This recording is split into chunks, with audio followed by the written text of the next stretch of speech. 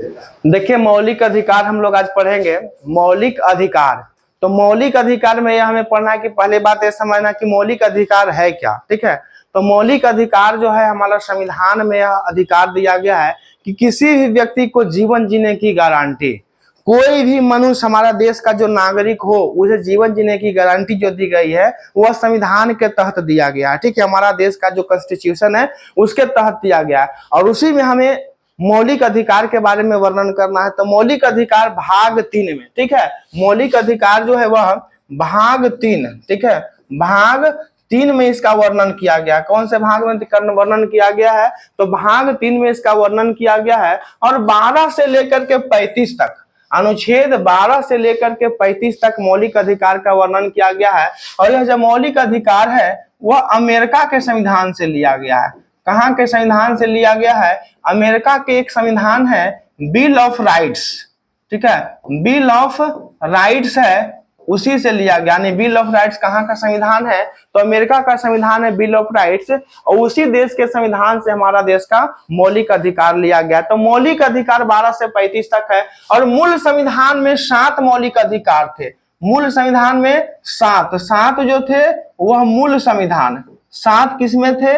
मूल संविधान में 7 मौलिक अधिकार थे, लेकिन वर्तमान समय में 6 मौलिक अधिकार है। वर्तमान समय में 6 मौलिक अधिकार है। ठीक है, तो उसमें हम लोग जो पढ़ेंगे, पहला जो मौलिक अधिकार है आपका समता का अधिकार। पहला कौन सा अधिकार पढ़ेंगे?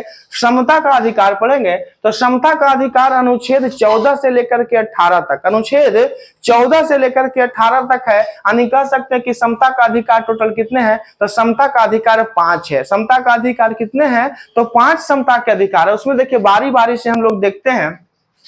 पहला जो है अनुच्छेद 14, अनुच्छेद 14 क्या कहता है? तो अनुच्छेद 14 कहता है कानून के समक्ष समानता, यानी कोई भी व्यक्ति हमारा देश का जो नागरिक है वह कानून के समक्ष क्या होंगे? इक्वल होंगे, समान होंगे। ठीक है, तो अनुच्छेद 14 क्या कहता है? कानून के समक्ष समानता।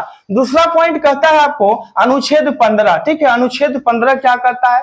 धर्म, वंश, जाति, लिंग या जन्म स्थान के आधार पर किसी भी व्यक्ति के साथ भेदभाव नहीं किया जा सकता है। मतलब यह 5 आधार पर किसी भी व्यक्ति के साथ भेदभाव नहीं कर सकते हैं। वह अनुच्छेद कौन कहता है? 15। मतलब यह नहीं कर सकते हिंदू हो मुसलमान हो तो अगर इसके साथ भेदभाव कर सकते हैं। वंश, किस वंश में हम जन्म लिए इसका कोई प्रभाव, इससे कोई प्रभावित नहीं पड़ना चाहिए। जाति, यादव हो, कुर्मी हो, तेली हो, बनिया हो, चमार हो, इसमें कहीं नहीं लिखा हुआ है कि जाति के आधार पर आप उसके साथ भेदभाव करिए। और लिंग, महिला हो या पुरुष हो, इसके साथ भेदभाव नहीं कर सकते हैं।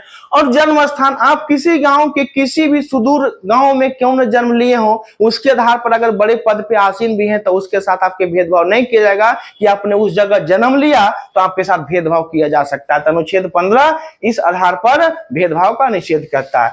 तीसरा पॉइंट कहता है अनुच्छेद 16, अनुच्छेद 16 डायरेक्ट कहता है हमारा संविधान में अवसर की समानता है, राइट टू अपॉर्चुनिटी। किसी भी व्यक्ति को अवसर की समानता है, नौकरी पाने का, रोजगार की समानता है। ठीक है, तो हमारा संविधान अनुच्छेद 26 जो है, अनुच्छेद 16 जो है अवसर की समानता की बात करता है। अनुच्छेद 17 जो छुआछूत का, तो देखते हैं कि लोग अगर पानी पीता है, ठीक है, अगर शुद्ध जाति से हैं, दलित जाति से हैं और अपर कास्ट के हैं तो उनके साथ छुआछूत का भेद होता है। तो अनुच्छेद 17 कहता है कि किसी भी व्यक्ति के साथ आप छुआछूत नहीं कर सकता। नहीं, छुआछूत का अंत किसमें किया गया है? अनुच्छेद 17। और अनुच्छेद 18 जो कहता है उपाधियों का अंत कहता है। क्या कहता है? उपाधि माने कोई भी व्यक्ति अगर उपाधि लेगा तो राष्ट्रपति की अनुमति के बिना जो होता उपाधि नहीं मिलता है। तो आपको यह वीडियो कैसा लगा आप जरूर कमेंट करिएगा, लाइक करिएगा एंड सब्सक्राइब करिएगा। धन्यवाद।